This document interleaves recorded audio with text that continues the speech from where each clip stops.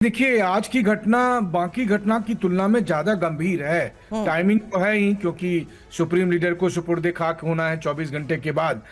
लेकिन उससे पहले आप ये देखिए कि ट्रंप कहाँ बैठे हैं। ट्रंप ईरान के पड़ोस में ही बैठे हैं, टर्की में बैठे हैं। वहां से उन्होंने ऑर्डर दिया कि भाई इस पर स्ट्राइक करो। कितनी देर स्ट्राइक चली? तो पूरे 5 घंटे तक स्ट्राइक चली। 80 ठिकानों पर स्ट्राइक करने का सेंटकॉम ने दावा किया है। मैं याद करता हूं कि जिस वक्त जंग चल रही थी 40 दिन की, उस दरमियान 24 घंटे में 100-150 स्ट्राइक होती थी। तो आप सोचिए 5 घंटे में 80 स्ट्राइक की गई है, तो कितना भारी हमला किया गया है। तो एक बात तो है कि आज का हमला बाकी हमले की तुलना में बहुत ही ज्यादा गंभीर है। लेकिन इसने एक बात और भी बता दिया है, वो ये कि अब ईरान और अमेरिका के बीच कभी दोस्ती तो होने से रही। वो इसलिए क्योंकि जब आप सुप्रीम लीडर के इस सुपुर्दे खाक के कार्यक्रम में कहते हैं कि 2 करोड़ लोग अमेरिका के खिलाफ जुटे हैं और हम ट्रंप से बदला लेंगे, ट्रंप के मारने का भी ऐलान किया जाता है, तो ट्रंप और अमेरिका की जनता को समझ में आता है कि ये है असली ईरान और इस ईरान से हमें निपटना है। तो इसलिए जैसे ही उनको मौका मिला और उन्होंने इस तरह के भारी स्ट्राइक किए हैं। जो दूसरी बात है यहाँ पर वो इस रूप में देखिए कि ईरानियन रिजीम ने भी इस पूरे कार्यक्रम को जिस तरह से अपने पावर को कंसोलिडेट करने के लिए इस्तेमाल किया था, तो अमेरिका ने ये मैसेज दिया ईरानियन रिजीम को कि आप अपने डोमेस्टिक ऑडियंस को तो समझा सकते हो मनीष, लेकिन एक छोटा सवाल यहीं पर है कि ईरान ने जब वो शोक में डूबा हुआ है, जब वो एक बहुत ही ऐसे दौर से गुजर रहे हैं, ऐसा मौका उन्होंने अमेरिका को दिया ही क्यों? अगर वो इग्नोर भी कर देते 1-2 जहाजों को पास करने से और इस युद्ध को टाल सकते। टॉलरेंस एक शब्द है, क्या वो टॉलरेंस ईरान की IRGC की सत्ता में बिल्कुल नहीं है कि वो उस दिन भी हमले और युद्ध के लिए तैयार हैं जब वो अपने सुप्रीम लीडर को सुपुर्द खाक करने जा रहे हैं? बिल्कुल सही बात है। देखिए, जवाबदेही तो ईरानियन रिजीम के पास बनती ही है, खास करके तब जब सारे लोग शोक में डूबे हुए थे। पूरा ईरान शोक में डूबा हुआ था। ईरान के रिजीम के जो लीडरशिप है वो दहाड़े मार मार कर रो रहे थे। तो उस वक्त वो 2-3 दिन कम से कम जहाजों पर अटैक नहीं करते तो काम चल जाता। लेकिन क्या है ना कि आपको शोक सभा के नाम पर अपनी ताकत भी दिखानी है। आपको दिखाना है कि देखो, अब हम दुनिया को डिक्टेट करेंगे, अब हम अमेरिका से बड़े पावरफुल कंट्री हो गए, कम से कम अपने लोगों की नजर में। तो इसलिए आपने उसी शोक सभा के दरमियान जहाजों पर अटैक किए। तो आप अमेरिका को फिर कैसे कसूरवार कहेंगे कि इस दरमियान जो है अमेरिका ने अटैक किया है?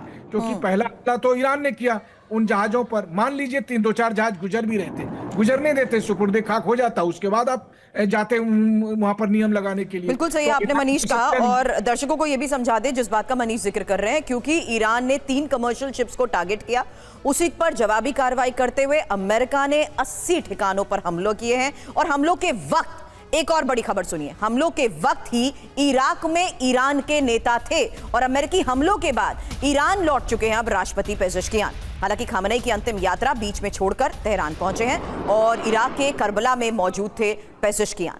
ईरान के सरकारी टीवी ने राष्ट्रपति के लौटने की पुष्टि भी कर दी है।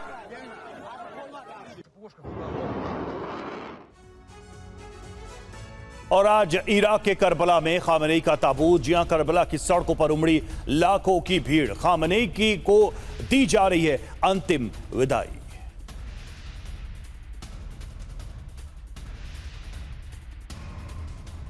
तो इराक के करबला में खामनेई का ताबूत, और आप तस्वीरों में देख सकते हैं बड़ी संख्या में लोग यहां पर अपने सुप्रीम लीडर को अंतिम विदाई देने के लिए जमा हुए हैं।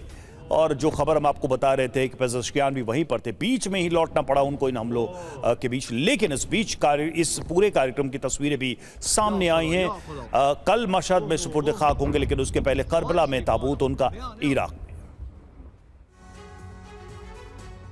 एक तरफ इराक में खामनेई का शोक जुलूस निकाला जा रहा है, दूसरी तरफ ईरान और अमेरिका में फिर से युद्ध शुरू हो गया है। कल यानी बुधवार को ईरान के पवित्र शहर मशहद में खामनेई को सुपुर्द खाक किया जाएगा, लेकिन उससे पहले ईरान और अमेरिका जंग की तरफ बढ़ चुके हैं। हालांकि खामनेई सुपुर्द खाक जहां ईरान में युद्ध की आग इसलिए क्योंकि हमला उस वक्त हुआ है जब ईरानी सरकार इराक में मौजूद है, और खामनेई को आज ही इराक के करबला में अंतिम विदाई। दी जा रही है। साथ ही ईरानी राष्ट्रपति पेजेश्कियान समेत सभी नेता इराक में थे। हमले होते ही पेजेश्कियान समेत सभी नेता ईरान वापस लौटे हैं।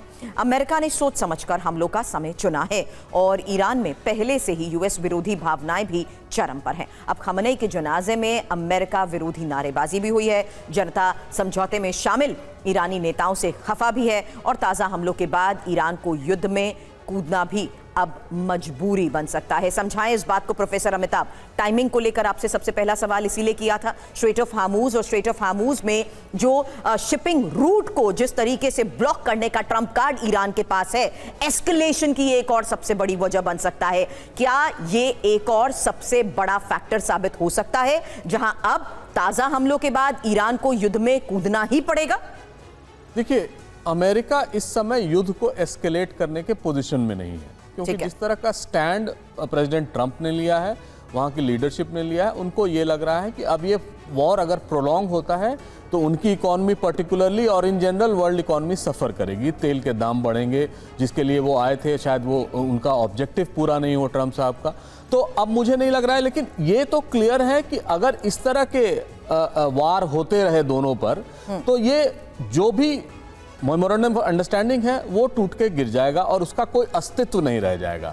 लेकिन मैं ये भी बता दूं कि इस समय ईरान के भीतर जो लीडरशिप क्राइसिस है उसको कोई समझ नहीं पा रहा है, शायद क्योंकि IRGC और जिस तरह के प्रोटेस्ट हुए हैं वहाँ की सिविलियन लीडरशिप के खिलाफ, उसको अगर देखा जाए तो मुझे लग रहा है कि वहाँ का रिजेंटमेंट जो है वो वॉर में रिफ्लेक्ट कर रहा है।